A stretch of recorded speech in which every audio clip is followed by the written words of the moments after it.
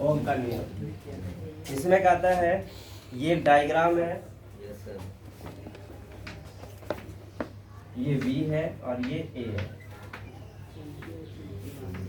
ठीक है। एक तरफ विभवांतर होता है और एक तरफ A होता है। बीच में जो डायग्राम होता है ये V समानुपात I। ए का मतलब क्या जो बीच में ए नहीं होता ये होता है अल्फा अनुपात, इसको बोलते हैं, इसको समानुपात V अनुपात 1, यानी कि इसके और इसके दोनों के अनुपात से ये पूरी जो दोनों का जो अनुपात होता है उन दोनों के मिस एक एवरेज जैसे बोलते हैं ना, विभवांतर और धारा दोनों के एवरेज का ये बीच की मध्य लाइन है, तो इसको बोलते हैं V अनुपात I, ठीक है। I बराबर विद्युत धारा है यहाँ पे और R बराबर प्रतिरोध है। तो कहता है किसी विद्युत परिपथ में धातु के तार के दो सिरों के बीच, ये धातु के तार हैं और इन धातु के तारों के दो सिरों के, एक ये सिरा है और एक ये सिरा है, दो सिरों के बीच, धातु के तारों के दो सिरों के बीच विभवांतर उसमें प्रवाहित होने वाली विद्युत धारा के समानुपाती होता है। ये विभवांतर है और ये विद्युत धारा है। तो ये कहता है कि ओम का नियम क्या है, वो कहता है किन्हीं दो तारों के बीच, ये दो तार है, किन्हीं दो तारों के बीच विभवांतर प्रवाहित होने वाली विद्युत धारा दोनों के बीच समानुपाती होता है। ये समानुपात नहीं तो है, बराबर समान अनुपात, समानुपात मतलब समान अनुपात। जैसे जैसे विभवांतर होगा, जैसे जैसे इलेक्ट्रिसिटी प्रवाहित होगी वैसे वैसे विभवांतर भी काम करेगा। मतलब सर उसके बीच का एकदम से, यानी कि दोनों को जो बराबर जो अनुपात दोनों को डिवाइड करता है उसी को हम कहते हैं। जैसे इलेक्ट्रिसिटी बहुत ज्यादा आ गई तो विभवांतर उसी हिसाब से ज्यादा लगने लगेगा, इलेक्ट्रिसिटी कम आएगी विभवांतर कम हो जाएगा। यानी कि इन दोनों का अनुपात है, कंट्रोल में ये दोनों का ही अनुपात है। अगर इलेक्ट्रिसिटी ज्यादा होगी तो विभवांतर उसी हिसाब से लगेगा। तो वही कहते हैं कि ओम का नियम दो तारों के बीच, ओम का नियम दो तारों के बीच, यानी कि दो तारों के बीच विभवांतर उसमें प्रवाहित होने वाली विद्युत धारा दोनों के समान अनुपात में होता है किसी विद्युत परिपथ में। और ये विद्युत परिपथ है, इलेक्ट्रिसिटी प्रवाहित होना विद्युत परिपथ में ही होती है, बिना उसके तो हो नहीं सकती। किसी विद्युत परिपथ में तार के दो सिरों के बीच विभवांतर उसमें प्रवाहित होने वाली विद्युत धारा के समान अनुपात होती है, परंतु तार का तापमान समान रहना चाहिए।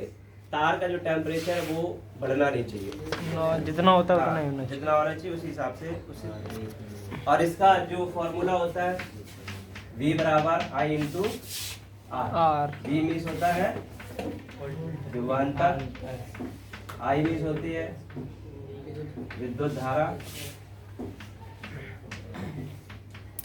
और R मीन्स होता है प्रतिरोध।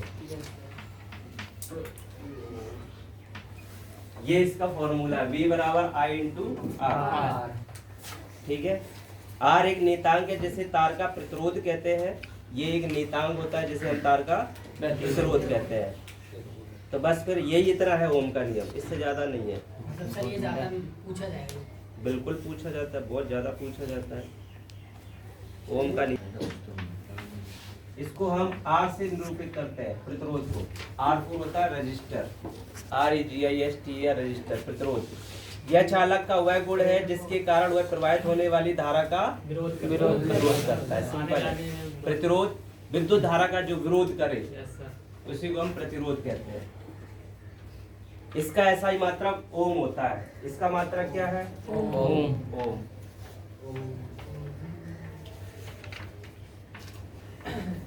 ये ऐसा ही मात्रक है। ये पूछ लिया जाता है प्रतिरोध का मात्रक बताओ, विद्युत धारा का मात्रक बताओ, विभवांतर का मात्रक बताओ। ओम को किसमें नापते हैं? बिल्कुल पूछता है, जरूरी। और ओम का साइन भी याद रखना, ओम को कैसे निरूपित किया जाता है ये ध्यान रखना। इस तरीके से ओम को निरूपित किया जाता है। जब परिपथ में से 1 एम्पियर की धारा प्रवाहित हो रही हो तथा एक विभवांतर वोल्ट का प्रतिरोध तो 1 ओम कहलाता है। धाब आता है नीचे धारा नियंत्रक। Yes, sir. धारा नियंत्रक परिपथ में प्रतिरोध को परिवर्तित करने के लिए जिस युक्त का प्रयोग किया उसे धारा नियंत्रक कहते हैं। स्टेबलाइजर है ना, नमस्कार। स्टेबलाइजर जो होता है वो धारा नियंत्रक होता है। धारा मीन्स होता है इलेक्ट्रिसिटी और नियंत्रक मीन्स होता है उसको कंट्रोल करना। जो धारा को कंट्रोल करता है, बिजली को जो कंट्रोल करता है उसको हम धारा नियंत्रक कहते हैं। स्टेबलाइजर नहीं, धारा नियंत्रक कुछ भी हो सकता है। धारा को जो कंट्रोल करे उसी को हम धारा क्या कहते हैं? धारा नियंत्रण। धारा नियंत्रण, ठीक है।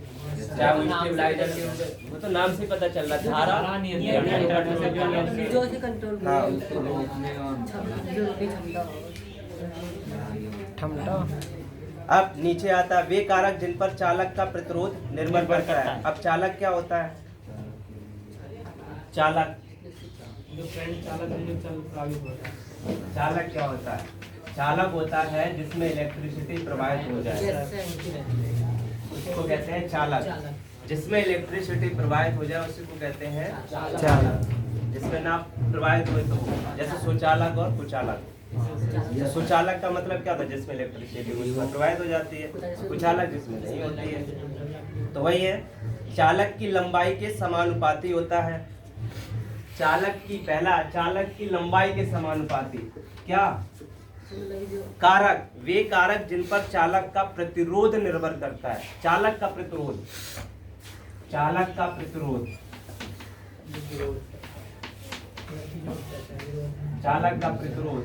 निर्भर करना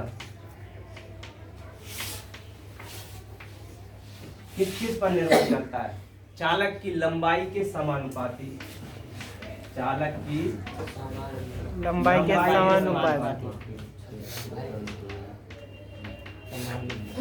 अब लंबाई के समानुपाती कैसे होता है? देखो, चालक जितना लंबा होगा उसी के हिसाब से इलेक्ट्रिसिटी प्रवाहित होगी। जितनी लंबा तार होगा उसी के हिसाब से इलेक्ट्रिसिटी प्रवाहित होगी। तो लंबाई पे, चालक की लंबाई पे धारा डिपेंड करती है। दूसरा है अनुप्रस्थ काट के क्षेत्रफल के व्युत्क्रमानुपाती होता है। अनुप्रस्थ काट का क्षेत्रफल क्या होता है? जैसे ये तार है, ये इसको हम काटते हैं बीच से, तो जब तार को काट दिया तो ये कटा वाला हिस्सा है, तो इसकी जो मोटाई है, मोटाई के व्युत्क्रमानुपाती। अगर ज्यादा मोटाई होगी तो इलेक्ट्रिसिटी ज्यादा जाएगी। कैसे जाएगी? ज्यादा कम, जाहिर सी बात है कम जाएगी। उल्टा ही तो है। जब ज्यादा मोटा तार होगा तो उसी हिसाब से इलेक्ट्रिसिटी जाएगी, पतला होगा तो उसी हिसाब से फड़फड़ाती चली जाएगी। तो चालक की लंबाई के अनुप्रस्थ काट के व्युत्क्रमानुपाती होता है। अनुप्रस्थ काट के क्षेत्रफल के व्युत्क्रमानुपाती होता है। तापमान के समानुपाती होता है। तापमान, जैसे जैसे तापमान बढ़ेगा इलेक्ट्रिसिटी तेजी से प्रवाहित होगी, तो तापमान के समानुपाती होता है। दूसरा है पदार्थ की प्रकृति पर भी निर्भर करता है। उसकी प्रकृति कैसी है? क्वालिटी अच्छी है या फिर हाँ, कुचालक है या सुचालक है या फिर अर्धचालक है, कैसा है, तो उसकी क्वालिटी पर भी डिपेंड करता है। तो ये अर्धचालक जिसमें इलेक्ट्रिसिटी तो प्रवाहित होती है लेकिन पूरी तरीके से नहीं होती है, उसे कहते हैं अर्धचालक। हाँ,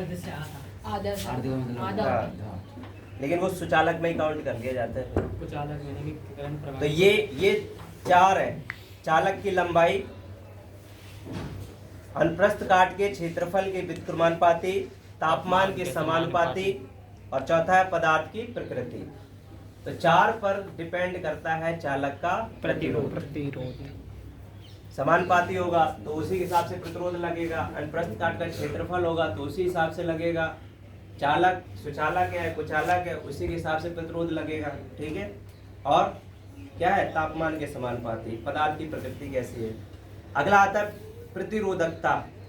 प्रतिरोध हमने तुम्हें बता दिया। अगला आता है प्रतिरोधकता।